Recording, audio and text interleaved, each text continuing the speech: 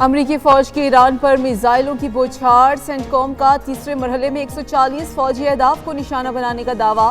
جنوبی ایران کے شہر اسلویہ اور بوشہر دھماکوں سے گونج اٹھے۔ بندر عباس اور سریک میں دھماکے، ساحلی شہر چابہار میں 2 دھماکوں کی آوازیں سنی گئیں۔ بندر دیر میں 5 اور جاسک میں 10 سے زائد دھماکے رپورٹ ہوئے۔ امریکی سینٹ کوم کے مطابق ایران کے خلاف نئے حملوں کا سلسلہ شروع کر دیا۔ کارروائی پاسداران انقلاب کی جانب سے قبرص کے پرچم بردار کنٹینر بردار جہاز پر حملے کے بعد کی۔ ایرانی حملے کے بعد عملے کا ایک رکن لاپتہ ہو گیا، جہاز پر آگ لگ گئی، انجن روم کو شدید نقصان پہنچا۔ ایران مفاہمتی یادداشت کی پاسداری کرنے میں ناکام رہا۔ حملے میں امریکی صدر کی ہدایت پر کیے مقصد ایران کے بحری جہازوں کو نشانہ بنانے کی صلاحیت کو کمزور کرنا تھا۔ امریکی وزیر دفاع پیٹ ہیگسس کی ایران کو دھمکی، کہا کہ ایران نے غلط فیصلہ کیا، اب اسے خمیازہ بھگتنا ہوگا۔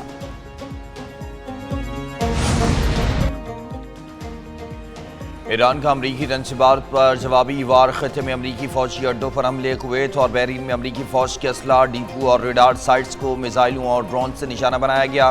پاسداران انقلاب کے مطابق کویت میں امریکی فوج کے پیٹریوٹ فضائی دفاع نظام پر ڈرون حملہ کیا۔ قطر کے العدید ایئر بیس پر بیلسٹک میزائلوں سے حملہ کیا۔ العدید ایئر بیس کے کمانڈ اینڈ کنٹرول سینٹر کو نقصان پہنچا۔ اردن کے پرنس حسن ایئر بیس پر امریکی فوجی تنصیبات کو بھی بیلسٹک میزائلوں سے نشانہ بنایا گیا۔ حملہ ایروسپیس فورس نے کیا۔ اردن کی ایئر بیس پر MQ-9 ڈرونز رکھنے والے ہینگرز تباہ کر دیے گئے۔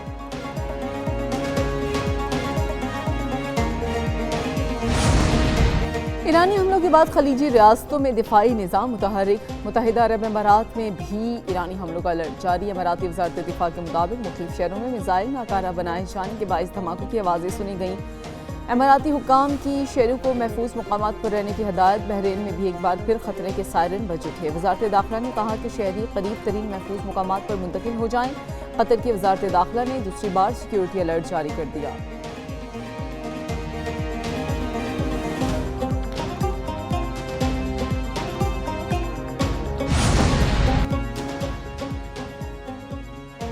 ایران پر 3 روز کے دوران 300 سے زائد اہداف پر حملے کیے۔ امریکی سینٹ کوم کے مطابق میزائل اور ڈرون تنصیبات، بحری صلاحیتیں، اسلحہ گودام، مواصلاتی نیٹ ورک اور ساحلی نگرانی کے مراکز کو نشانہ بنایا گیا۔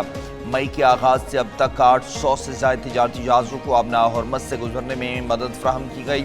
تجارتی جہازوں کے ذریعے تقریباً 40 کروڑ بیرل تیل منتقل کیا گیا۔ آبنہ ہرمز میں ایک بار پھر جنگی صورتحال، پاسداران انقلاب کا آبنہ ہرمز تا حکم ثانی بند کرنے کا اعلان۔ ایرانی میڈیا کے مطابق یہ اقدام ایک بحری جہاز پر انتباہی فائرنگ کے بعد کیا۔ جہاز غیر قانونی راستے سے گزرنے کی کوشش کر رہا تھا۔ آبنہ ہرمز امریکی مداخلت کے خاتمے تک بند رہے گی۔ دشمن نے غلط قدم اٹھایا تو سخت رد عمل دیں گے۔ خطے میں موجود دشمن کے اڈوں کو نشانہ بنانا بھی شامل ہو سکتا ہے۔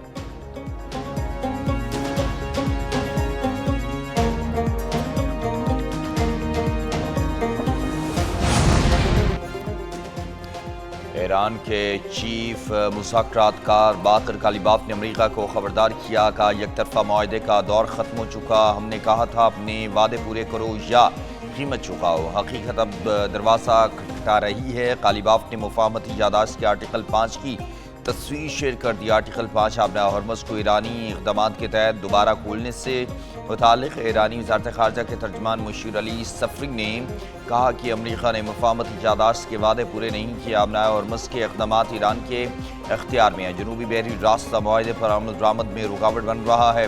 امریکی دباؤ میں بحری سلامتی کو سنگین خطرات لاحق ہیں۔ جہازوں کو نیویگیشن بند کر کے گزرنا غیر ذمہ دارانہ اقدام ہے۔ ایرانی فوج کا امریکہ سے معاہدے کی پاسداری کا مطالبہ۔ ترجمان بریگیڈیئر جنرل محمد اکرمینیا نے کہا ہے کہ امریکہ 16 جون کو تہران اور واشنگٹن کے درمیان طے پانے والی مفاہمتی یادداشت کی شرائط پر عمل کرے۔ آبنہ ہرمز میں غیر قانونی راستہ بنانے کی امریکی مداخلت سے عدم تحفظ پیدا ہوا۔ ایرانی مسلح افواج آبنہ ہرمز کا مضبوط دفاع کریں گی۔ فوج مسلسل اپنے اہداف کے ڈیٹا بینک کو اپ ڈیٹ کر رہی ہے۔ شہید رہبر اعلیٰ کے خون کا بدلہ ضرور لیا جائے گا۔ ایرانی سپریم لیڈر مجتبیٰ خامنہئی کا اعلان، کہا بدلہ لینا ہماری قوم کا مطالبہ ہے اور یہ ہر صورت پورا ہو کر رہے گا۔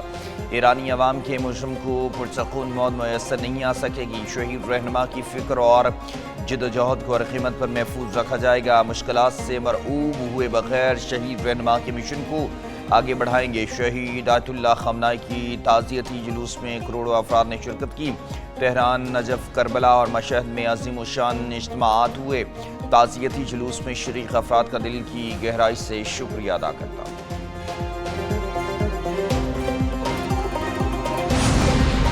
پاکستان اور سعودی عرب کا کشیدگی میں اضافے پر اظہار تشویش، نائب وزیر اعظم اسحاق ڈار کی سعودی وزیر خارجہ شہزادہ فیصل بن فرحان سے ٹیلی فونک گفتگو، خطے کی تازہ صورتحال پر تفصیلی تبادلہ خیال، دونوں رہنماؤں کا اسلام آباد مفاہمتی یادداشت کے باوجود کشیدگی میں اظہار پر گہری تشویش کا اظہار، کہا کہ تنازع میں نئی شدت کسی کے مفاد میں نہیں، علاقائی امن و استحکام کی کوششیں متاثر ہو رہی ہیں۔ سعودی وزیر خارجہ نے جاری سفارتی کوششوں اور سعودی عرب کے موقف سے آگاہ کیا ہے۔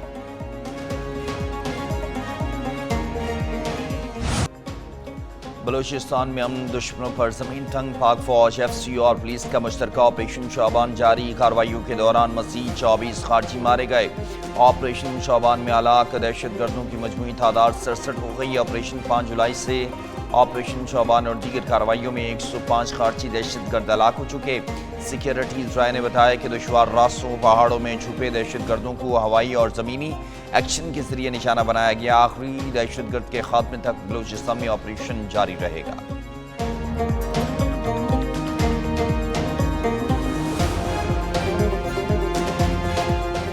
برستے بادل چھٹی کے روز پکنک منانے آ گئے۔ پنجاب کے مختلف شہروں میں گرج برس، لاہور میں آندھی کے ساتھ بادلوں کی جھڑی، ٹھنڈی ہواؤں نے موسم خوشگوار بنا دیا۔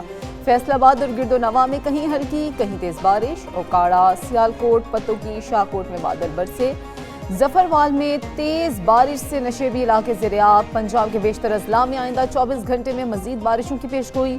لاہور، ننکانہ صاحب، فیصل آباد میں بارش کا امکان۔ گجرات، گوجرانوالہ، سیالکوٹ اور ناروال میں مزید بارش کی پیشگوئی۔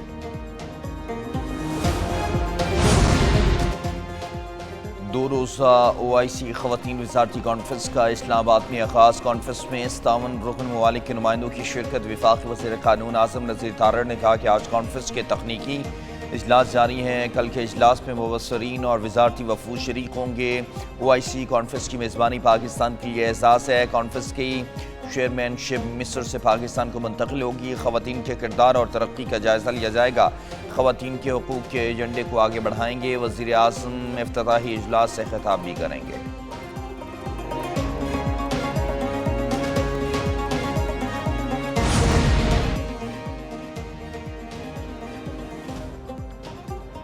پاکستان اور بحرین کا ٹیکنالوجی اور سرمایہ کاری کو فروغ دینے پر اتفاق۔ وفاقی وزیر IT شہزاد فاطمہ کی جنیوا میں بحرین کے وزیر ٹرانسپورٹ عبداللہ بن احمد سے ملاقات۔ پاکستان کے IT، غذائی تحفظ، سیاحت اور دیگر اہم شعبوں میں سرمایہ کاری کی دعوت۔ وفاقی وزیر نے سرمایہ کاری کے مواقع اور SIFC کی سہولت کاری سے آگاہ کیا۔